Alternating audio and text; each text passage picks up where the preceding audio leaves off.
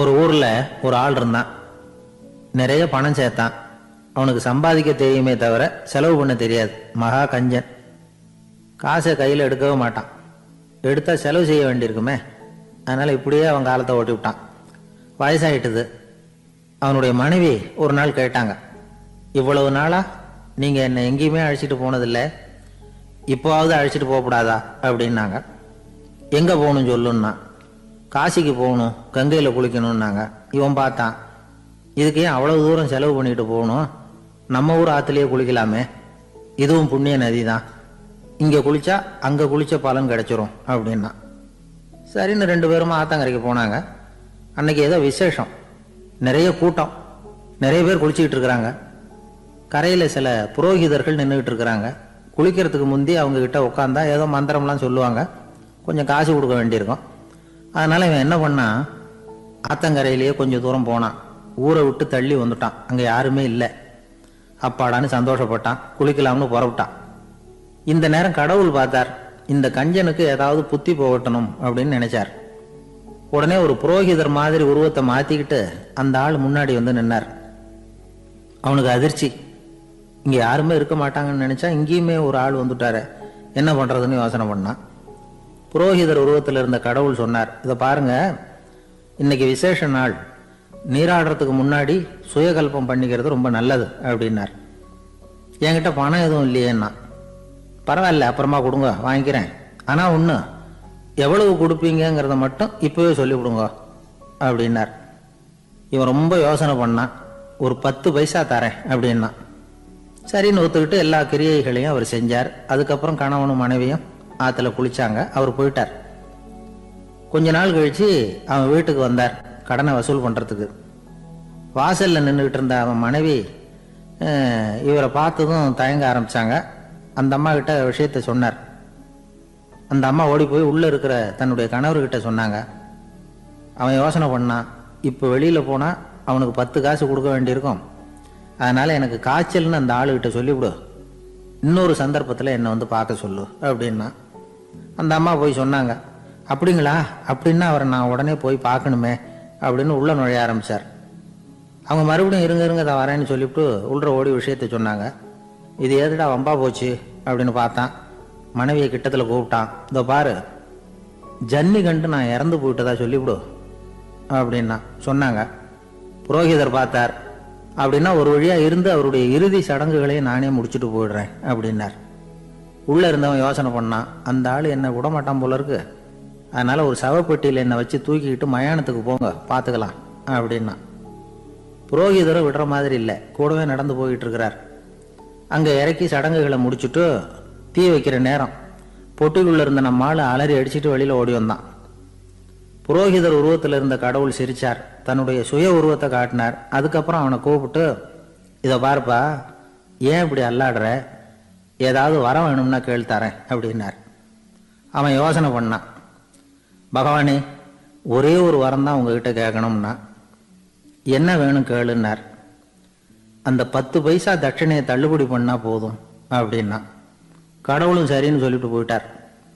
இப்படி ஒரு கதையை சுவாமி சிவானந்தர் சொல்லியிருக்கிறார். செல்வந்தர்கள் பல பேர் இப்படித்தான் இருக்கிறாங்க. தாங்களும் அனுபவிக்க மாட்டாங்க, அடுத்தவங்களுக்கும் கொடுக்க மாட்டாங்க. இது மாதிரியான கஞ்சர்களுக்கு இந்த உலகம் இல்லை, அந்த உலகம் இல்லைங்கிறார் அவர்.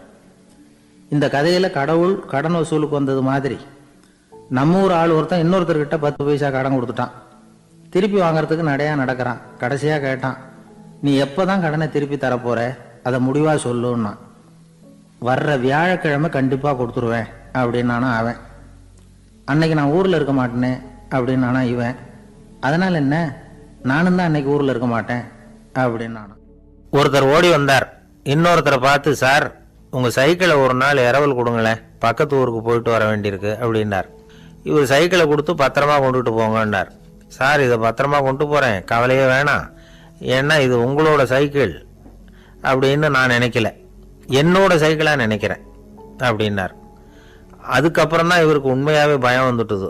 ஏன்னா அவர் சொன்னது மாதிரி அதை தன்னோட சைக்கிளாகவே நினச்சி தள்ளிட்டு போட்டால் என்ன பண்ணுறது. எது எதை நம்முடையதா நினைக்கணுங்கிறதுக்கு ஒரு வரையறை இருக்குது. சில பேர் ஆஃபீஸையே வீடாக நினச்சி விடுறது உண்டு. அப்படிப்பட்டவங்க கூட வீட்டை ஆஃபீஸாக நினைக்கிறது இல்லை. ஏன்னா வீட்டில் இவர் ஆஃபீஸராக நடந்துக்க முடியறதில்ல. இதெல்லாம் ஒரு பக்கம் இருக்கட்டும், இப்போ விஷயத்துக்கு வருவோம். பொறியியல் மேதை டாக்டர் விஸ்வேஸ்வரய்யா இருந்தார் இல்லையா, பாரத ரத்னா விருதெல்லாம் கொடுத்தாங்களே. ஆஃபீஸ் வேலை வேற, சொந்த வேலை வேற அப்படிங்கிறதுக்கு ஒரு உதாரணமாக இருந்தவர் அவர். மைசூர் மகாராஜா கிட்ட திவானா இருந்தார். அவர் ஒரு நாள் அரசாங்க வேலை காரணமாக வெளியூர் போயிருந்தார். ஹாசன்கிற ஊருக்கு பக்கத்தில் ஒரு பயண மாளிகை, அங்கே தங்கிவிட்டார். ராத்திரி அங்கே தங்கி இருந்துட்டு விடிஞ்சதும் ஊருக்கு திரும்புறதாக திட்டம். ராத்திரி தூங்குறதுக்கு ரொம்ப நேரம் ஆயிட்டுது.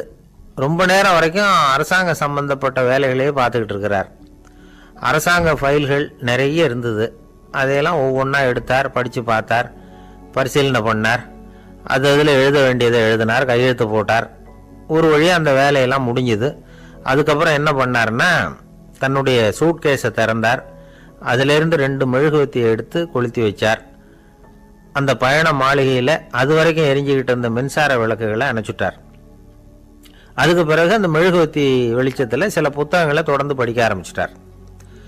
அந்த பயண மாளிகையில் பணியாளராக இருந்தவர் இதை பார்த்துட்டு ஓடி வந்தார். மறுபடியும் மின் விளக்கு போடுறதுக்காக போனார். விஸ்வேஸ்வரய்யா அதை பார்த்துட்டு போட வேணாம்ட்டாராம். இது வரைக்கும் நான் அரசாங்க அலுவல்களை கவனிச்சுக்கிட்டு இருந்தேன், அதனால் மின் விளக்குகள் அப்போ எரிஞ்சதில் தப்பு இல்லை. இப்போ நான் புத்தகம் படிச்சுக்கிட்டு இருக்கேன், இது என்னுடைய சொந்த வேலை. இங்கே இருக்கிற மின் விளக்கு அதுக்காக ஏன் எரியணும் அப்படின்னு கேட்டாராம்.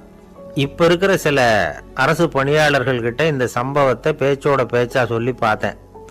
அவங்களால இதை ஜீரணிக்கவே முடியல. நேர்மை தேவைதான் சார், அதுக்காக அவ்வளவு தூரத்துக்கு அது தேவையா அப்படிங்கிறாங்க. விஸ்வேஸ்வரய்யா அப்படி பண்ணினது தான் ஒரு நேர்மையாளர் அப்படின்னு இந்த உலகத்துக்கு நிரூபிக்கணுங்கிறதுக்காக இல்லை. தான் அப்படி நடந்து காட்டினா தன்னை சுற்றி இருக்கிறவங்களும் அதை கேள்விப்படுறவங்களும் முடிஞ்ச அளவுக்கு பொது வாழ்க்கையில், அரசு பணியில் நேர்மையை கடைபிடிக்க முயற்சி பண்ணலாமே அப்படிங்கிறதுக்காகத்தான். இப்போவும் சில பேர் இருக்கிறாங்க, இவங்க ஆஃபீஸ் வேற வீடு வேறன்னு நினைக்கிறதில்ல, அவ்வளோ உரிமை. ஒருத்தர் அப்படிதான், அவருக்கு அவசரமாக 5000 ரூபா தேவைப்பட்டது. ஆஃபீஸு பணத்தை எடுத்துக்கிட்டார். அந்த நேரம் பார்த்து ஆடிட் வந்துட்டுது, ஆப்பிட்டுக்கிட்டார். விசாரணை நடக்குது. அவர் சொல்கிறார், சார் நான் நேரம் காலம் பார்க்காம ஆஃபீஸில் வேலை செய்வேன், ஏன்னா அதை என்னோட ஆஃபீஸாக நினைக்கிறேன். அவசரத்துக்கு அந்த பணத்தை எடுத்தேன், மறுபடியும் வச்சுடலாம்னு தான் இருந்தேன், அதுக்குள்ளே இப்படி ஆகிட்டுது. நீங்கள் என்ன நினச்சாலும் சரி, நான் ஆஃபீஸ் வேறு வீடு வேறு அப்படின்னு நினைக்கிறதில்ல, அது என்னோட சுபாவம் அப்படின்னார். விசாரணை பண்ணவர் தீர்ப்பு வழங்கினார். உங்கள் சுபாவத்துக்கு மதிப்பு கொடுத்து நானும் தீர்ப்பு வழங்குறேன். நீங்கள் கொஞ்ச நாள் ஜெயிலில் இருந்துட்டு வாங்க, அது உங்களுக்கு கஷ்டமாக இருக்காதுன்னு நினைக்கிறேன். ஏன்னா அங்கே போனாலும் நீங்கள் உங்கள் சுபாவப்படி வீடு வேற ஜெயில் வேறன்னு நினைக்க மாட்டீங்க அப்படின்னாராம்.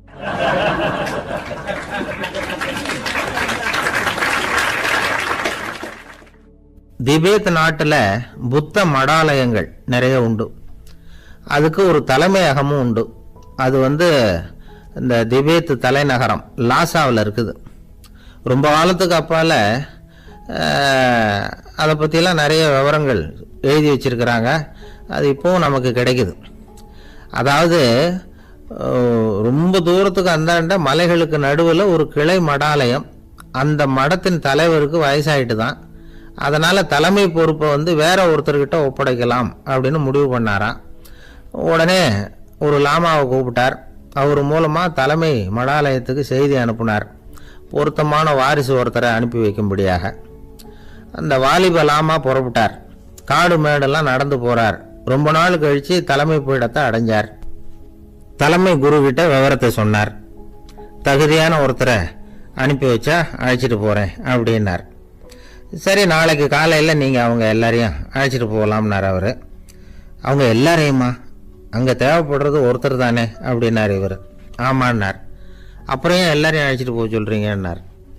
அது இப்போ உனக்கு புரியாது. நான் ஒரு 100 பிக்குகளை அனுப்புகிறேன், அதாவது பிக்ஷுகளை. அவ்வளவு பேரையும் அங்கே வச்சு சமாளிக்க முடியாது அப்படின்னாரு இவர். இருந்தாலும் இப்போ அந்த தலைமை குரு என்ன சொன்னார்னா, அதை பற்றி கவலைப்படாத, நான் 100 பேரை அனுப்புகிறேன், அதில் 99 பேர் வழியிலேயே காணாமல் போடுவாங்க, ஒருத்தன் மட்டும்தான் வருவான், அவனும் அங்கே சேர்ந்துட்டான்னா நீ ரொம்ப கொடுத்து வச்சவன் அப்படின்னார். இவருக்கு ஒன்றும் புரியல. இருந்தாலும் மறுநாள் அந்த வாலிபலாமா 100 பேரை அழைச்சிக்கிட்டு புறப்பட்டார். போகிற வழியிலேயே பல பேர் அங்கங்கே பிச்சுக்கிட்டு போட்டாங்க அவர் சொன்னது மாதிரியே. வழியில் அவங்க ஊர்கள் இருந்தது தான் காரணம். அப்பா அம்மாவை பார்த்துட்டு வரேன் அப்படின்னு கொஞ்சம் பேர் போனாங்க. சொந்த பந்தத்தை பார்த்துட்டு வரேன் அப்படின்னு கொஞ்சம் பேர். ஒரு வாரம் ஆச்சு. இப்போ மிஞ்சினது 10 பேர் தான். வழியில் ஒரு நகரம். அங்கே சில பிட்சுக்கள் வந்து சந்தித்தாங்க. எங்கள் மடத்து தலைவர் இறந்துட்டார், உங்களில் யாராவது ஒருத்தர் எங்களுக்கு தலைவராக முடியுமா அப்படின்னு கேட்டாங்க. 10 பேரும் தயார்.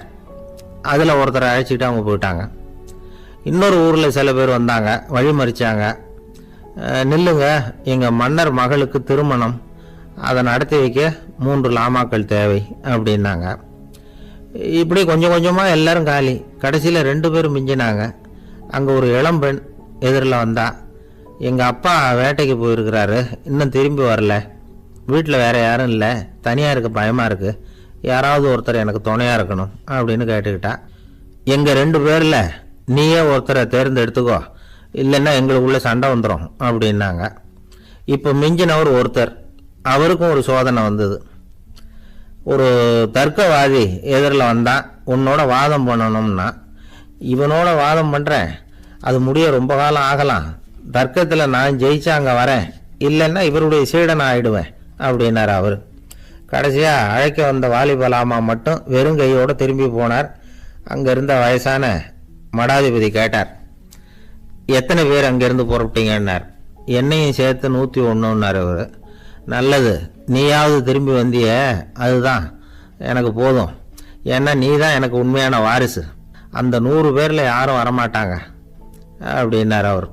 ஏன்னா அவருக்கு தெரியும் இவர் ஒருத்தர் தான் திரும்பி வருவாருங்கிறது. திபேத்தில் ஒரு பழங்கால பழமொழி உண்டாம், 100 பேர் செல்லலாம், எப்பொழுதாவது ஒருவன் அபூர்வமாக அடைய வேண்டிய இடத்தை அடைவான். இதுதான் அந்த பழமொழி. ஒரு உன்னதமான இலக்கை அடையணும்னா அது அவ்வளவு சுலபமான காரியம் இல்லை. இந்த காலத்து மடாலயம் ஒன்று, அதில் ஒரு தலைவர், அவருக்கு வயசாயிட்டுது, தனக்கு ஒரு வாரிசை நியமிக்கணும் அப்படின்னு ஆசைப்பட்டார். ரொம்ப கஷ்டப்பட்டு ஒருத்தரை பிடிச்சார். தனக்கு வாரிசா நியமிச்சுட்டு அவர் சமாதி ஆயிட்டார். புதுசாக பொறுப்பேற்றுக்கிட்டவர் அப்படியே உட்காந்துருந்தார். அவரை தேடிட்டு பத்திரிகை நிருபர்கள்லாம் வந்தாங்க, கேட்டாங்க. அவர் உங்கள் பொறுப்பில் வந்து அவர் பெரியவர் விட்டுட்டு போன இது எவ்வளவு சுமாராக தேரும், எவ்வளவு விட்டுட்டு போனார் அப்படின்னு கேட்டிருக்கிறாங்க. அது என்ன ஒரு 50 லட்சம் இருக்கும் அப்படின்னாராம். அவ்வளவும் பணமா அப்படின்னு கேட்டிருக்காங்க. இல்லைங்க, கடன் அப்படின்னாராம் இவர். இப்படி வாழ்னார். வந்தான். இனிமே நீ கடவுளை பற்றி என்கிட்ட கேட்கலாம்னார். இனிமே கேட்கறதுக்கு ஒன்றுமே இல்லை சுவாமின்னா இவன். 1 வார காலம் பிச்சை எடுத்த பிறகுதான் கடவுளை காண முடியும் அப்படின்னு நான் கனவு கூட காணவில்லைன்னா. அப்படின்னா நீ பிச்சை எடுத்த காலத்தில் அப்படி என்னதான் நடந்தது அப்படின்னு கேட்டார் அவரு. சுவாமி, 1 வார காலம் பிச்சை எடுத்ததில் என்னுடைய ஆணவம் அழிஞ்சுட்டுது, அது இப்போ இருக்கிற இடமே தெரியல, இப்போ அதை காணவே காணோம். பிச்சைக்காரனாக இருந்தப்போ பெற்றதை மன்னனாக இருக்கும்போது பெற முடியாதுங்கிறத புரிஞ்சுக்கிட்டேன் அப்படின்னா மன்னன். அடக்கம் பிறந்தவுடன் தெய்வீக கதவுகள் திறந்து கொள்ளுகின்றன அப்படிங்கிறார் ஓஷோ. நம்மால் ஒருத்தன் ஆணவம் அழியணுங்கிறதுக்காக ஒரு திருவோட்டை எடுத்துக்கிட்டு தெரு தெருவா பிச்சை எடுக்க ஆரம்பிச்சான். என்ன, தெய்வீக கதவுகள் திறந்துதா அப்படின்னு கேட்டார் ஒருத்தர். தெய்வீக கதவு திறக்கிறதுக்கு முன்னாடியே எங்க வீட்டு கதவு சாத்திக்கிட்டுதுன்னா. என்னடா சொல்றேன்னார். இனிமே வீட்டுக்குள்ளேயே வர வேணாம், இதையே தொழிலா வச்சுக்கோ அப்படின்னு எங்க வீட்டில் சொல்லிவிட்டாங்க சார் அப்படின்னா. ஒரு பள்ளிக்கூடம் வகுப்பு நடந்துகிட்டு இருக்கு. ஆசிரியர் பாடம் நடத்திக்கிட்டு இருக்கிறார். நடத்தி முடிச்ச உடனே கேட்டார், மாணவர்களே, இதுவரைக்கும் நான் நடத்தின பாடத்தில் உங்களுக்கு ஏதாவது சந்தேகம் இருக்கா அப்படின்னு கேட்டார். அப்புறம் ஒவ்வொருத்தராக கேட்டார். ஒரு மாணவன் எழுந்திருச்சான். சார், எனக்கு சந்தேகம் எதுவுமே இல்லைன்னா. ஏன்னு கேட்டார். ஏன்னா எனக்கு நீங்கள் நடத்தின பாடம் தெளிவாக புரிஞ்சுட்டுது, அதனால் சந்தேகம் வரலன்னா. இன்னொரு மாணவன் எழுந்திருச்சான். சார், எனக்கும் சந்தேகம் எதுவும் இல்லைன்னா. ஏண்டான்னு கேட்டார். ஏன்னா எனக்கு நீங்கள் நடத்தின பாடம் எதுவுமே புரியல, அதனால் சந்தேகம் வரல அப்படின்னா. இந்த இடத்துல நாம் கொஞ்சம் சிந்திச்சு பார்க்கணும். இந்த உலகத்தில் எல்லாம் புரிஞ்ச ஒருத்தனுக்கும் சந்தேகம் வராது, எதுவுமே புரியாத ஒருத்தனுக்கும் சந்தேகம் வராது. அறகுறையாக புரிஞ்சுக்கிட்டவன் இருக்கான் பாருங்க, அவனுக்கு தான் அடிக்கடி சந்தேகம் வரும். ஆக மாணவர்களை இந்த 3 வகையாக பிரிக்கலாம். அதே மாதிரி தான் மனிதர்களையும் 3 வகையாக பிரிக்கிறாங்க ஆன்மீகவாதிகள். ஒரு ஆன்மீக பெரியவர் என்ன சொல்றார் தெரியுமா? இந்த உலகத்துல 3 வகையான மனிதர்கள் இருக்கிறாங்களாம். முதல் வகை எப்படி தெரியுமா? இவங்களுக்கு எதையும் தெரிஞ்சுக்கணுங்கிற அவசியமே கிடையாது. ஏன்னா அவங்களுக்கு எல்லாமும் தெரியும். இவங்க ஞானத்தின் முழு வடிவா இருக்கிற காரணத்தினால அவங்களுக்கு எந்த சந்தேகமும் இல்லை, எந்த கேள்விகளும் கிடையாது. இந்த நிலையில இருக்கிறவன் கிருஷ்ணன். எல்லாத்துக்கும் விட தெரிஞ்சுக்கிட்ட நிலையில அவன் விடையாக மாறிவிட்டான் அப்படின்னு சொல்லுவாங்க. 2வது நிலையில இருக்கிறவன் அர்ஜுனன். இவனுக்கு எப்ப பார்த்தாலும் கேள்விதான், சந்தேகம்தான். பதில் சொல்ல சொல்ல அவனுக்கு இருக்கிற சந்தேகமும் அதிகமாகிட்டே இருக்கும், குறையவே குறையாது. அர்ஜுனன் மாதிரி உள்ளவங்க எப்பவும் கேள்வி கேட்டுக்கிட்டே இருப்பாங்க. ஒரு கேள்விக்கு விட கிடைச்சுட்டுன்னு வைங்க, உடனே இன்னொரு கேள்வி அவங்க கிட்ட இருந்து வரும். கிருஷ்ணனுடைய நிலை எப்படின்னா அது கேள்விகளே அற்ற ஒரு நிலை. அர்ஜுனனுடைய நிலை எப்படின்னா அது கேள்விகளை தவிர வேறு எதுவும் அற்ற ஒரு நிலை. இவங்களை தவிர இன்னொரு ஆள் இருக்கிறான், அவனுக்கும் கேள்விகள் அற்ற ஒரு நிலை தான். அவன் யாருன்னா துரியோதனன். இவனுக்கு தெரிஞ்சுக்கணுங்கிற எண்ணமே சுத்தமா கிடையாது. ஆவலே இல்லைங்கிறதுனால அதை புரிஞ்சுக்கணுங்கிற அவசியமும் இல்லை. அதனால அவனுக்கு கேள்விகள் அற்ற ஒரு நிலையில அவன் இருந்துகிட்டு இருக்கிறான். எல்லா பதிலும் தெரிந்து கொண்ட நிலையில கிருஷ்ணனும் கேள்விகள் அற்ற நிலையில இருக்கிறான். தெரிஞ்சுக்கணுங்கிற ஆவலே இல்லாத துரியோதனனும் கேள்விகள் அற்ற நிலையிலே இருக்கிறான். இப்படியும் இல்லாம அப்படியும் இல்லாம ரெண்டும் கெட்டான நிலையில இருக்கிறானே, அவன் தான் அர்ஜுனன். அதனால பெரியவங்கள்லாம் என்ன சொல்றாங்கன்னா, இந்த உலகத்துல அர்ஜுனன்களா இருக்கிறவங்க ஒண்ணு துரியோதனனா மாறிடணும், இல்லைன்னா கிருஷ்ணனா மாறிடணும். இதை தவிர வேற வாய்ப்பு இல்லை. துரியோதனன் மாதிரி உள்ளது விலங்கு நிலை, கிருஷ்ணன் மாதிரி உள்ளது தெய்வ நிலை. அர்ஜுனன் விலங்காவும் ஆக முடியல, தெய்வமாவும் ஆக முடியல. இப்படி ரெண்டும் கெட்டானா இருக்கிற வரைக்கும் இந்த கேள்விகளும் பிரச்சனைகளும் இருந்துகிட்டே தான் இருக்கும். இதுதான் பெரியவர்கள் சொல்லுகிற அனுபவ உண்மை. ஒரு ஆசிரியர் ரொம்பவும் விரிவா விளக்கமா பாடம் நடத்தின பிறகு, மாணவர்களே ஏதாவது சந்தேகம் இருந்தா கேளுங்கன்னாராம். ஒரு மாணவன் எழுந்திரிச்சான். சார், எனக்கு ஒரு சந்தேகம்னா. என்னன்னு கேட்டார். இது வரைக்கும் என்ன பாடம் சார் நடத்துனீங்க அப்படின்னா அந்த பையன்.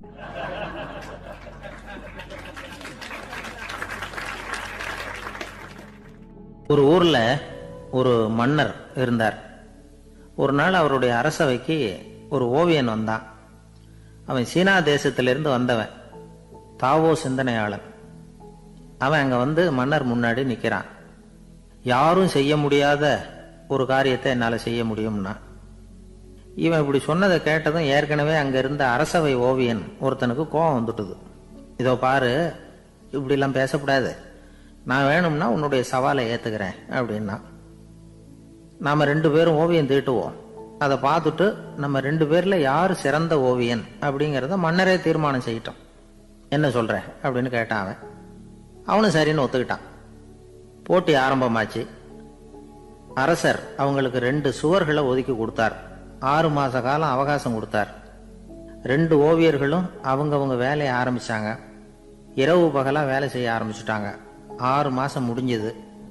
அரசர் பார்த்தார். முதல்ல தன்னுடைய அரசவை ஓவியர் தீட்டி இருந்த ஓவியத்தை பார்த்தார். ரொம்ப பிரமாதமா இருந்தது, பாராட்டினார். இதோ பாரு, உன்னுடைய ஓவியம் அற்புதமா இருக்கு, உயிரோட்டம் உள்ளதா இருக்குது, கலையின் உச்சமே இதுதான், இதை விட சிறந்த ஒரு ஓவியத்தை வேற யாராலையும் படைக்க முடியாது அப்படின்னார். அதுக்கப்புறம் அந்த சீன ஓவியன் கிட்ட போனார். எங்க உன்னுடைய ஓவியம்னு கேட்டார். திரைச்சீலையை விலக்கி விட்டு பாருங்கன்னா. மன்னர் அந்த திரைச்சீலையை விளக்குனார். உள்ள ஓவியம் இருக்க வேண்டிய இடம் கண்ணாடி மாதிரி தெரிஞ்சுது. அவன் அந்த 6 மாச காலமா அந்த சுவரை தேய்ச்சி தேய்ச்சி கண்ணாடி மாதிரி ஆக்கி வச்சிருக்கிறான். அதுக்கு நேரா எதிர் சுவரில் அரசவை ஓவியன் தீட்டின ஓவியம் இருக்கு. அது எதிரில் இருந்த இந்த கண்ணாடியில பட்டு பிரதிபலிக்குது. மன்னர் யோசனை பண்ண ஆரம்பிச்சார். அப்புறம் அந்த சீன ஓவியனை பார்த்து கேட்டார். இதோ பாரு, நீ என்னுடைய ஆளை தோற்கடிச்சுட்ட அப்படிங்கிறதுல சந்தேகம் இல்லை, ஆனாலும் எங்களை ஏமாத்தி இருக்கிற, எந்த ஓவியமும் நீ வரையிலையே அப்படின்னார். அரசே, இதுதான் உண்மையான ஓவியம், உயிருள்ள ஓவியம். இது மனோபாவங்களை பிரதிபலிக்கும், மாறுகின்ற காலங்களை அப்படியே காட்டும் அப்படின்னா அந்த சீன ஓவியன். கையால வரைகிற ஓவியங்கள்ல சலனம் இல்லை, கண்ணாடி அப்படி கிடையாது, சக்தியின் ஓட்டம் அதுல எப்பவும் இருந்துகிட்டே இருக்கும். கண்ணாடி மட்டுமே ஜீவனுள்ள ஓவியமாக இருக்க முடியுங்கிறத அந்த சீன ஓவியன் தெரிஞ்சு வச்சிருந்தான். ஏன்னா அவன் ஒரு தாவோ சிந்தனையாளன். ஒவ்வொரு குழந்தையும் இந்த கண்ணாடியோட தான் பிறக்குது. ஆனால் நாம் என்ன செய்கிறோம்னா ஓவியங்களை கண்ணாடி மீது பதிப்பிச்சு விடுறோம். கண்ணாடி நம்மளை பிரதிபலிக்குது. நம்முடைய அழகோ அவலட்சணமோ கண்ணாடியை பாதிக்கிறது இல்லை. ஏன்னா அதுக்கு மனம் கிடையாது. கடந்து போன வினாடியை பற்றி அது சிந்திக்கிறது இல்லை. அடுத்த கணத்தை பற்றின எதிர்பார்ப்பும் அதுகிட்ட கிடையாது. அதுதான் பற்றற்ற நிலை. மனிதனுக்கு தேவைப்படுறது அதுதான். கண்ணாடி கிட்டே இருந்து நாம் கற்றுக்கொள்ள வேண்டிய பாடம் இது. வாழ்க்கையில் மனிதர்களை நேசிக்கலாம், உலகின் அழகையெல்லாம் பிரதிபலிக்கலாம், ஆனால் எதையும் பற்றி கொண்டு விடக்கூடாது அப்படிங்கிறது பெரியவர்கள் அறிவுரை. துயரம்ங்கிறது பற்றுக்களின் சாயை. கண்ணாடி முன்னாடி நிற்கிறப்போவெல்லாம் நமக்கு இந்த ஞாபகம் வரணுமா. ஒரு குடும்ப தலைவர் ஒரு நாள் காலையில் விடிஞ்சு எழுந்திரிச்சதும் சத்தம் போட்டார். யார் இந்த கருங்குரங்கு படத்தை என் ரூமில் கொண்டாந்து மாட்டி வச்சது அப்படின்னு கத்தினார். சமையல் கட்டிலிருந்து மனைவி பதில் சொன்னாங்க. தூக்க கலக்கத்தில் உளராதிங்க, நல்லா பாருங்க, அது படம் கிடையாது, முகம் பார்க்குற கண்ணாடி அப்படின்னாங்க. ஜெருசலேம் அங்கே உள்ள ஒரு தேவாலயம். அதில் உள்ள பலிபீடத்தின் முன்னாடி ஒரு பெட்டி உண்டு. அது காணிக்கை பெட்டி. ஆலயத்துக்கு வர்றவங்க பிரார்த்தனை பண்ணிவிட்டு திரும்பி போகிற சமயத்தில் அந்த பெட்டியில் காணிக்கை போடுவாங்க. அவங்களால எவ்வளவு முடியுமோ அவ்வளவு போடுறது வழக்கம். அவங்கவுங்க வசதிக்கு தகுந்த மாதிரி போடுவாங்க. வசதி உள்ளவங்களாக இருந்தாலும் சரி, வசதியே இல்லாத வறியவர்களாக இருந்தாலும் சரி, ஆலய காணிக்கை பெட்டியில் காசு போடுறது அவங்களுக்கு ரொம்ப பெருமையான ஒரு செயல். ஒரு சமயம் இயேசு தம்முடைய சீடர்களோடு அந்த ஆலயத்துக்கு வரார். அங்கே உட்காந்து ரொம்ப நேரம் வழிபாடு பண்ணிட்டு இருக்கிறார். சீடர்களும் அந்த ஜபத்தில் கலந்துக்கிட்டாங்க. வழிபாடு முடிஞ்சுது. இயேசு உட்காந்துருக்கிறார். காணிக்கை பெட்டியில் காசு போடுறவங்கள கவனிக்கிறார். சீடர்களும் அதையே கவனிச்சுக்கிட்டு இருக்கிறாங்க. ரொம்ப பேர் வரிசையாக வந்தாங்க. அவங்களால முடிஞ்ச அளவுக்கு காசு போட்டுட்டு அவங்க பாட்டுக்கு போய்கிட்டு இருக்கிறாங்க. வசதியானவங்க நிறைய பேர் வந்தாங்க. அதுக்கு மத்தியில் வயசான ஒரு அம்மா, அவங்களும் காசு போட்டுட்டு போகிறாங்க. இப்போ இயேசு தன்னுடைய சீடர்கள் பக்கம் திரும்பினார். ஒரு கேள்வி கேட்டார். இப்போ இந்த காணிக்கை பெட்டியில் நிறைய பேர் காசு போட்டுட்டு போகிறத நீங்கள் கவனிச்சிங்க. இன்னைக்கு இந்த காணிக்கை பெட்டியில் ரொம்பவும் அதிகமாக காசு போட்டது யார் அப்படின்னு கேட்டார்.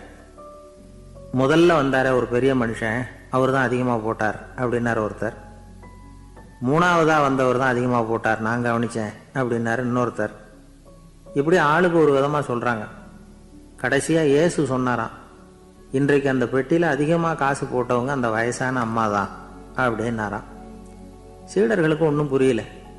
அந்த அம்மா ரொம்ப ஏழையாச்சே, அவங்க எப்படி அதிகமாக காணிக்கை செலுத்த முடியும் அப்படிங்கிறது அவங்க சந்தேகம். இயேசு விளக்குனார். நிறைய பேர் வந்தாங்க, நிறையவே காசுகள் போட்டாங்க, அது உண்மைதான். ஆனாலும் அந்த அம்மா என்ன பண்ணாங்க கவனிச்சிங்களா? வந்தாங்க, தன்னுடைய காசு பையை திறந்தாங்க, அப்படியே கொட்டுனாங்க. அதில் இருந்தது ரெண்டு காசுகள் தான்.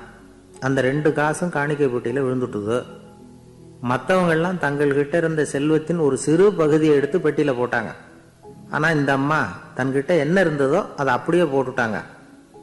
தன்னுடைய பிழைப்புக்காக வச்சிருந்த அவ்வளவையும் இழக்கிறதுக்கு தயாராயிட்டாங்க. அவ்வளவு தாராள மனசு அவங்களுக்கு.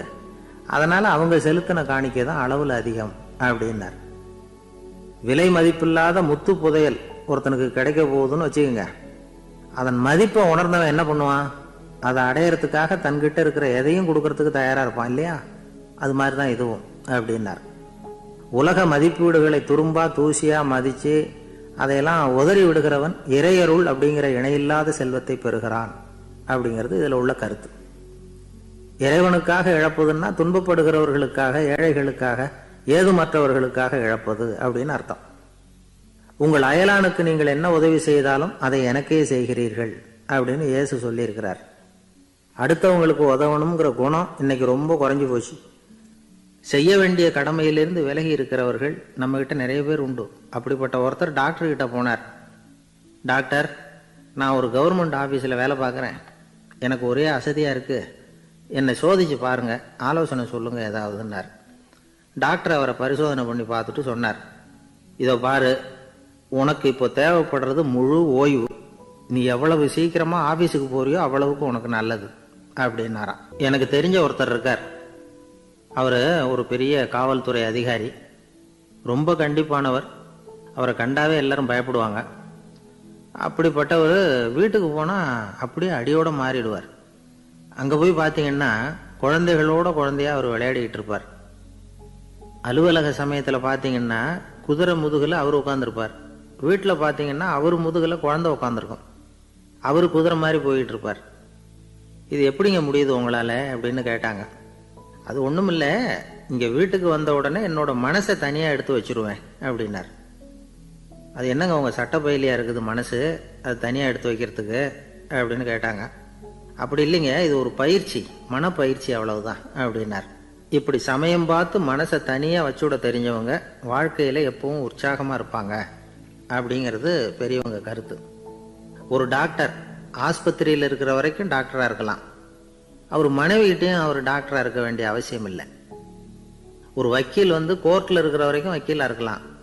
வீட்டுக்கு வந்ததுக்கு அப்புறமும் வக்கீலாக இருக்க வேண்டிய அவசியம் கிடையாது. வீட்டில் குழந்தைகள்கிட்ட விளையாடும் பொழுதும் அதுகள்கிட்ட ஃபீஸு கேட்டுக்கிட்டு இருக்கக்கூடாது. நாம் எப்படி இருக்கணும்னு பெரியவங்க சொல்கிறாங்கன்னா, மனசோட சேரக்கூடாதான். அப்படி சேராமல் வாழ்க்கையை கவனிக்கணுமா. மனசை அப்படியே தனியாக எடுத்து பக்கத்தில் வச்சுடணும். அப்படின்னா அதை அப்படியே தூக்கி எறிஞ்சுடு அப்படின்னு அர்த்தம் இல்லை. ஏன்னா மனசுங்கிறது நமக்கு உபயோகப்படக்கூடிய ஒன்று தான். எப்போ அது தேவையோ அப்பப்போ எடுத்து உபயோகப்படுத்திக்கணும். தேவைப்படுறப்போ எடுத்து கண்ணாடியை மாட்டிக்கிறோம்ல, படிக்கும் பொழுது கண்ணாடி தேவைப்படுது, எடுத்து மாட்டிக்கிறோம் இல்லையா, அது மாதிரி கணக்கு போடுறதுக்கு மனசு தேவை. கடைக்கு போய் ஒரு பொருள் வாங்குகிறோம், காசு கொடுக்குறோம், மீதி சில்லறை சரியாக இருக்கா அப்படின்னு எண்ணி பார்த்து வாங்க வேண்டியிருக்கு. அந்த சமயத்தில் மனசை எடுத்து தனியாக வச்சுட்டேன் அப்படின்னு சொல்லிகிட்டு இருக்கக்கூடாது. பரீட்சைக்கு படிக்க வேண்டியிருக்குது, படித்ததையெல்லாம் அப்படியே நினைவில் வச்சுக்க வேண்டியிருக்கு, அந்த சமயத்தில் மனசை தூக்கி எறிஞ்சுட்டேன் சார் அப்படின்னு சொல்லிகிட்டு இருக்கக்கூடாது. அப்படி சொன்னால் பரீட்சை நம்மளை தூக்கி எறிஞ்சிடும். அதனால் தேவைப்படுறப்போ மனசை உபயோகப்படுத்தணும், தேவையில்லாதப்போ அதை தனியாக ஓய்வு எடுத்துக்க விட்டுடணும். இப்படி நாம் பழக்கப்படுத்திக்கிட்டா வாழ்க்கைங்கிறது நமக்கு புதுசாக தெரியுமா. மனசுக்கும் ஒரு சக்தி கிடைக்கும். எந்திரங்களுக்கு ஓய்வு கொடுக்குற மாதிரி மனசுக்கும் ஓய்வு கொடுக்கணும், இல்லைன்னா அது களைச்சி போயிடும். குழந்தைகள் மனசை சுமந்துக்கிட்டு இருக்கிறது இல்லை. இது முதியவர்கள் குழந்தைகள்கிட்டே இருந்து கற்றுக்க வேண்டிய ஒரு பாடம். ஆனாலும் இந்த கால குழந்தைகள்கிட்ட ரொம்ப எச்சரிக்கையாக இருக்க வேண்டியிருக்கு. ஒரு தாத்தாவும் பேரனும் விளையாடிக்கிட்டு இருக்கிறாங்க. தாத்தா, எனக்கு சைக்கிள் ஓட்ட கற்றுக் கொடு அப்படிங்கிறான் பேரன். சைக்கிள் உயரம் கூட இல்லை, அதுக்குள்ளே சைக்கிள் ஓட்டணுமா அப்படின்னார் தாத்தா.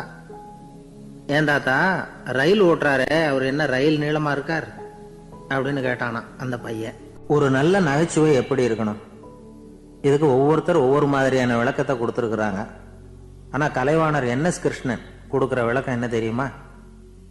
நகைச்சுவைங்கிறது அடுத்தவங்களுக்கு துன்பம் கொடுக்காம இருக்கணும், அடுத்தவங்க மனசை புண்படுத்தக்கூடாது, அதுதான் சிறந்த நகைச்சுவை அப்படிங்கிறார். அதுக்கு அவர் உதாரணமும் கொடுக்குறார். ஒரு ஏரி ஓரமாக 2 பசங்க நடந்து போய்கிட்டு இருக்கிறாங்க. அதில் ஒருத்தன் பணக்கார வீட்டு பையன், இன்னொருத்தன் ஏழை. இவங்க 2 பேரும் போய்கிட்டு இருக்கிறாங்க. வழியில் ஒரு இடத்துல ஒரு ஜோடி செருப்பு இவங்க கண்ணில் படுது. ஒரு விவசாயி அந்த செருப்பை அங்கே விட்டுட்டு பக்கத்தில் இருந்த ஏரியில் கை காலை கழுவிட்டு இருக்கிறார். உடனே அந்த பணக்கார பையனுக்கு ஒரு ஐடியா. அவன் சொன்னானா, டேய், இப்போ ஒரு வேடிக்கை செய்யலாம், அந்த செருப்பு 2ஐயும் தூக்கி எட்டத்தில் வீசி எரிஞ்சிருவோம். அந்த ஆள் பார்த்துட்டு செருப்பை தேடி அல்லாடுவான், அங்கேயும் இங்கேயும் ஓடுவான், திருன்னு முழிப்பான். அதை பார்த்து நாம் ரசிக்கலாம், நல்ல தமாஷா இருக்கும் அப்படின்னு இருக்கான். இப்படி சொல்லிவிட்டு அந்த செருப்புகளை தூக்கத்துக்கு போனானா. கொஞ்சம் பொறு அப்படின்னானா அந்த ஏழை பையன். ஏன்னு கேட்டிருக்கான் அவன். இப்போ அந்த ஏழை பையன் சொன்னானா, நீ சொல்கிறது ஒன்றும் வேடிக்கை கிடையாது, உன்னோட செருப்பு தொலைஞ்சா உன் அப்பா உடனே உனக்கு வேறு செருப்பு வாங்கி கொடுத்துருவார். ஆனால் அந்த ஆளுக்கு இந்த செருப்பு தொலைஞ்சதுன்னா வேறு புதுசாக வாங்கிறதுக்கு வாயையும் வயத்தையும் கட்டி பணத்தை சேர்க்க வேண்டியிருக்கும். அதனால் நான் ஒரு வேடிக்கை சொல்கிறேன், அது மாதிரி செய், அது இன்னமும் தமாஷா இருக்கும் அப்படின்னு நானா. எப்படி அது சொல்லுன்னு இருக்கான் அவன். செருப்பு 2ம் அது இருக்கிற இடத்துலயே இருக்கட்டும், உன் சட்டப்பையிலிருந்து ஒரே ஒரு ரூபா நாணயத்தை எடு, அதை அந்த செருப்பு மேலே அதோட குதிகால் பகுதியில் வச்சுட்டு நாம் 2 பேரும் அந்த மரத்துக்கு பின்னாடி ஓடி போய் மறைஞ்சு நின்றுக்குவோம், அப்புறம் பாரு வேடிக்கையே அப்படின்னா. அதே மாதிரி ரூபா காசு செருப்பு மேலே வச்சுட்டு இவங்க 2 பேரும் மறைஞ்சு நின்றுக்கிட்டாங்க. கொஞ்ச நேரத்தில் அந்த விவசாயி வந்தார். காலில் உள்ள மண்ணை தட்டிவிட்டு செருப்பை மாட்டுறதுக்காக போனார். அங்கிருந்த காசு கண்ணில் போட்டுட்டுது. அவருக்கு ஆச்சரியமாக போச்சு. அதை கையில் எடுத்து பார்க்குறார். 4 பக்கமும் திரும்பி திரும்பி பார்க்குறார், யார் இதை வச்சிருப்பான்னு. கடைசியில் ஆகாயத்தை பார்க்குறார். ஆண்டவா, இது உன்னோட கருணை தான். நீ தான் யாரோ புண்ணியவான் மனசில் தர்மம் பண்ணுற எண்ணத்தை உண்டாக்கி இருக்கிற. அந்த புண்ணியவான் நல்லா இருக்கணும் அப்படின்னு வாழ்த்தி அந்த காசை கண்ணில் ஒத்திக்கிட்டாராம். மறைஞ்சிருந்து பார்த்துக்கிட்டு இருந்த ஏழை பையன் இப்படி சொன்னான், பாத்தியா, உன்னை புண்ணியவான்னு வாழ்த்திக்கிட்டு போகிறார் அந்த ஆள். அவருக்கும் சந்தோஷம், அதை பார்த்து நமக்கும் சந்தோஷம். உனக்கு 1 ரூபாங்கிறது ஒரு பெரிய விஷயம் இல்லை, ஆனால் அதனால் நமக்கு கிடைச்சிருக்கிற மகிழ்ச்சி ரொம்ப உயர்வானது அப்படின்னு நானா. வேடிக்கையும் கிண்டலும் இது மாதிரி அடுத்தவங்களுக்கு இடைஞ்சலாக இல்லாமல் இருக்கணும் அப்படிங்கிறார் கலைவாணர். ஆனால் பாருங்க, அவருக்கே இடைஞ்சலாக வர்ற விஷயங்களை கூட அவர் வேடிக்கையாக தான் எடுத்துக்கிட்டாராம். ஒரு தடவை ஒருத்தர் கலைவாணர்கிட்ட வந்து, ஐயா, என் குழந்தை செத்து போச்சு அப்படின்னு சொல்லி அழுதாராம். உடனே அவருக்கு 100 ரூபா பணத்தை கொடுத்து, இந்தாங்க அடக்கம் செய்யுங்க அப்படின்னு சொல்லி அனுப்பி வச்சாராம். 1 வருஷம் கழிச்சு மறுபடியும் அதே ஆள் வந்திருக்கார். இவர் மறந்துருப்பாருங்கிற நினைப்புல, அண்ணே, என் குழந்தை இறந்து போச்சுண்ணே அப்படின்னாராம். இவர் மறுபடியும் 100 ரூபாய் கொடுத்து ஆறுதல் சொல்லி அனுப்பி வச்சாராம். 7-8 மாசம் கழிச்சு மறுபடியும் அதே ஆள் வந்திருக்கார். அவர் வாயை திறக்கிறதுக்கு முன்னாடியே இவர் 100 ரூபாய் அவர் கையில வச்சு, போன 2 தடவை தான் குழந்தை செத்து போச்சு, இந்த தடவையாவது அதை சாகாம காப்பாத்தி விடு அப்படின்னு சொல்லி அனுப்பி வச்சாராம். அதுக்கப்புறம் அந்த ஆள் வர்றதே இல்லையா.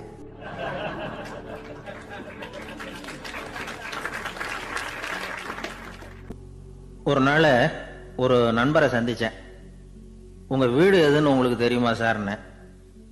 அவர் என்ன ஒரு மாதிரியா பார்த்தார். அப்புறம் சொன்னார், தெரியும் அப்படின்னாரு. சரி, உங்க தொலைபேசி எண் உங்களுக்கு தெரியுமான்னு. அதுவும் தெரியும்னார். உங்க மனைவி மக்கள் யார் யாருன்னு உங்களுக்கு தெரியுமான்னு கேட்டேன். என்ன ஒரு மாதிரியா பார்த்தார். அப்புறம் சொன்னார், அதுவும் தெரியும் சார் அப்படின்னார். சரி, நீங்க யாருன்னு உங்களுக்கு தெரியுமான்னு கேட்டேன். இப்போதான் அவர் முழிக்க ஆரம்பிச்சார்.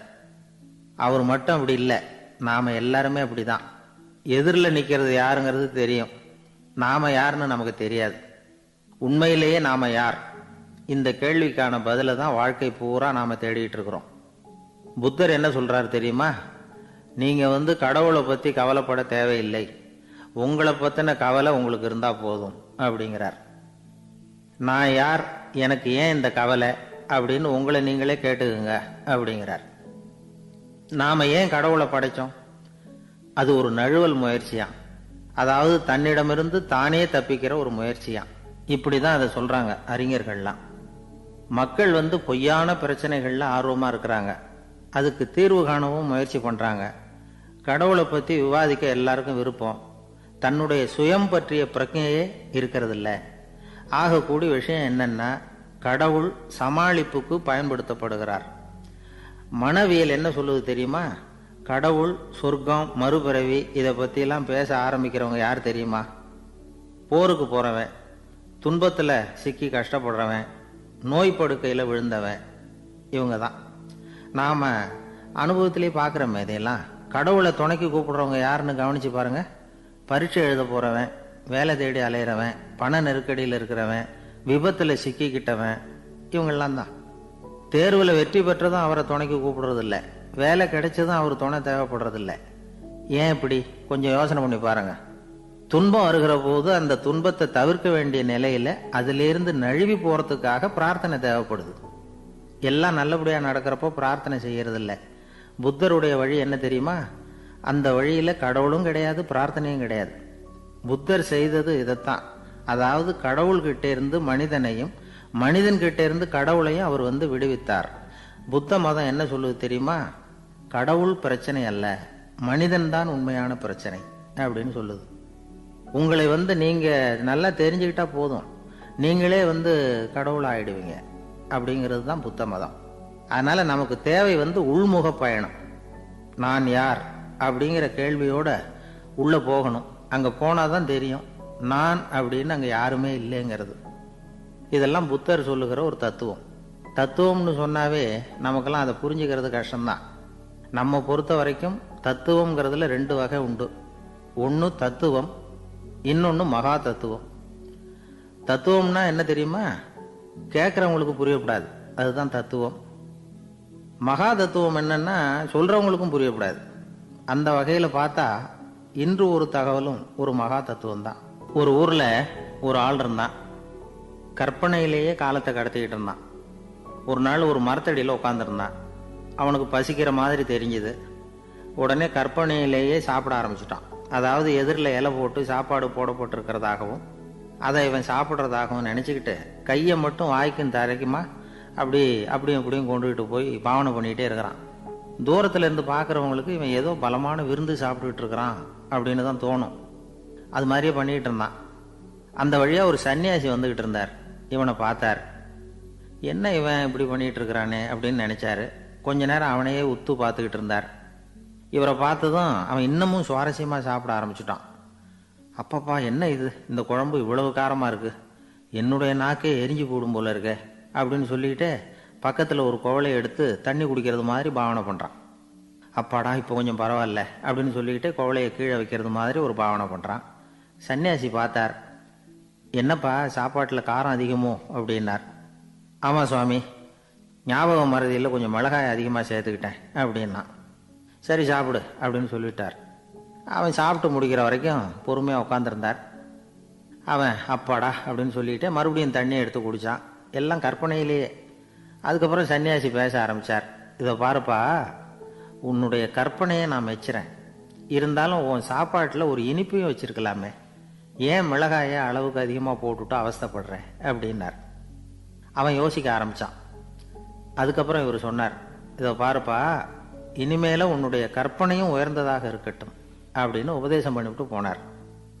எப்பவும் உயர்வை பற்றியே சிந்திக்கணும். உயர்வு கிடைக்கலன்னா கூட அப்படி சிந்திக்கிறது நிறுத்தப்படாது அப்படிங்கிறார் திருவள்ளுவர். உள்ளுவது எல்லாம் உயர் உள்ளல், மற்ற அது தள்ளினும் தள்ளாமை நீர்த்து. ஊக்கம் இல்லாமல் உலகத்தில் வாழ்ந்து பிரயோஜனம் இல்லை. அதனால் உயர்வாகவே சிந்திக்கணும். அது நம்மளை ஊக்கப்படுத்தும். இது பெரியோர் வாக்கு. இந்த உலகத்தில் கற்பனையிலேயே வாழ்கிற சில கஞ்சர்களும் உண்டு. அதாவது 2 கஞ்சர்கள், 2 பேரும் பக்கத்து ஊரில் இருந்தாங்க. பொங்கல் சமயம் ஒரு கஞ்சன் தன்னுடைய மகனை கூப்பிட்டான். இதோ பாருப்பா, பக்கத்து ஊரில் என்னுடைய நண்பன் ஒருத்தன் இருக்கிறான். அவனுக்கு பொங்கல் பரிசு ஏதாவது கொடுக்கணும். நான் ஒரு 4 ஆட்டுக்குட்டியை தரேன், நீ கொண்டுகிட்டு போய் கொடுத்துட்டு வந்து விடுறியா அப்படின்னு கேட்டான். சரி, நான் புள்ள ஒரு பைய கையில் எடுத்துக்கோன்னா. அவன் எடுத்துக்கிட்டான். இந்த ஆட்டுக்குட்டி பிடிச்சிக்கோ அப்படின்னு சொல்லி ஒவ்வொன்றா போடுறேன் பார் அப்படின்னு சொல்லிட்டு 1 2 3 4 அப்படின்னு எண்ணிக்கிட்டே வெறும் சைகையாலேயே ஆட்டுக்குட்டியை பிடிச்சி போடுறது மாதிரி பாவனை பண்ணிக்கிட்டு இருக்கிறான். அவன் பிள்ளையும் அதை ரொம்ப அக்கறையாக வாங்கிக்கிறது மாதிரி வாங்கிக்கிட்டு அந்த பையை தூக்கிக்கிட்டு அடுத்த ஊருக்கு போகிறான். இவன் அங்கே போய் சேர்ந்த நேரத்தில் அந்த கஞ்சன் ஊரில் இல்லை, எங்கேயோ வெளியில் போயிருக்கிறான். அவனோட புள்ள மட்டும்தான் வீட்டில் இருந்தான். இவன் அவங்கிட்ட, இதை பாரு, எங்கள் அப்பா உங்கள் அப்பாவுக்கு ஆட்டுக்குட்டி கொடுத்து அனுப்பியிருக்கிறாரு, பிடிச்சிக்கோ அப்படின்னு சொல்லி பாவனையிலேயே ஒவ்வொன்றா எடுத்து அவங்ககிட்ட கொடுத்துட்டான். அவனும் வாங்கிட்டான் வாங்கிறது மாதிரி. அப்புறம் சொன்னான், சரிப்பா, நானும் பதிலுக்கு ஏதாவது ஒன்றுகிட்ட கொடுக்கணும் இல்லையா, அதனால் அந்த பைய பிடி, ஒரு 10 எலுமிச்சம்பழம் தரேன், பதிலுக்கு அதை நீ எடுத்துகிட்டு போ அப்படின்னு சொல்லி கையாலேயே ஒவ்வொன்றா எடுத்து போடுறது மாதிரி பாவனை பண்ணிவிட்டான். அவனும் ரொம்ப நன்றி அப்படின்னு சொல்லிவிட்டு அதை வாங்கிட்டு போயிட்டான். கொஞ்ச நேரம் கழித்து வெளியில் போயிருந்த அப்பங்காரன் திரும்பி வந்தான். உள்ள சொன்னான், அப்பா, உன்னோட நண்பர் அவருடைய மகன் மூலமாக உனக்கு 6 ஆட்டுக்குட்டி கொடுத்து அனுப்பியிருந்தார், நானும் பதிலுக்கு ஒரு 10 எலுமிச்சம்பழம் கொடுத்து அனுப்பியிருக்கிறேன் அப்படின்னா. எப்படிடா கொடுத்தேன்னு கேட்டார் அப்பா. இப்படி தான் கொடுத்தேன்னு சொல்லி சைகையிலேயே காட்டினான். இதை பார்த்ததும் அப்பங்காரனுக்கு பயங்கரமாக கோவம் வந்துட்டுது. பலார்னு அரைஞ்சுட்டான் பையனை. ஏன்பா அரைஞ்ச, 10 எலுமிச்சம்பழம் கொடுத்துட்டேனே அப்படிங்கிறதுக்காகவா அப்படின்னு கேட்டான். அது கூட பரவாயில்ல, நீ காட்டுற சைகையை பார்த்தா ஆரஞ்சு பழம் சைஸுக்கு இருக்குதே, அவ்வளவு பெருசா ஏன் கொடுத்த, அதுதான் எனக்கு கோபம் அப்படின்னா.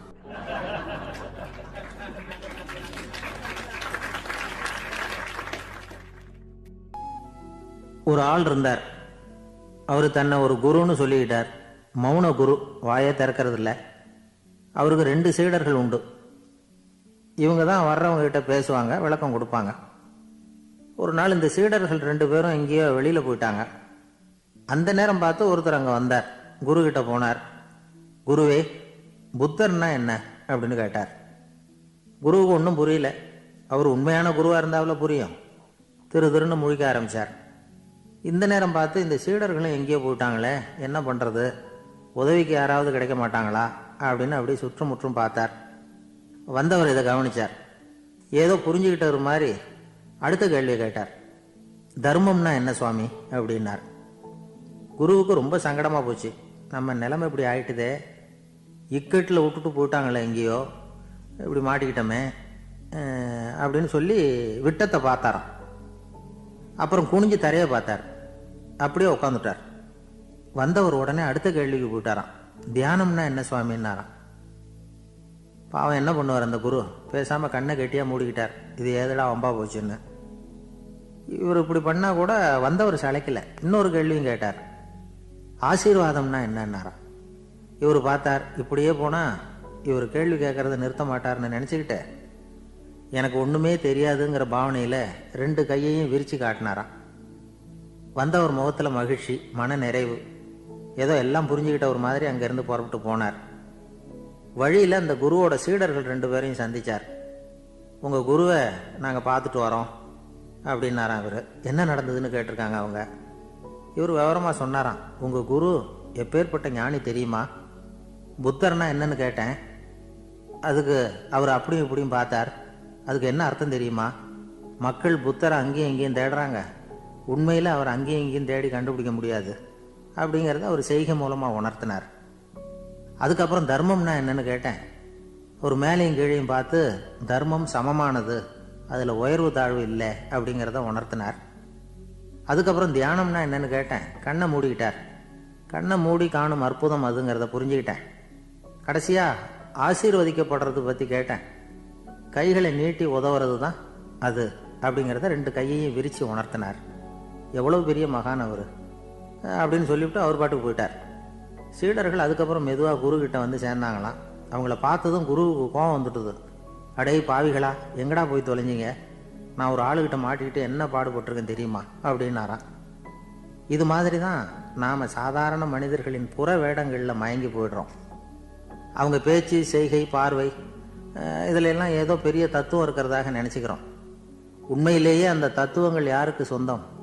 அவங்களுக்கு இல்லை, நமக்கு தான் சொந்தம். நாம தானே அதை கற்பிச்சுக்கிட்டோம்.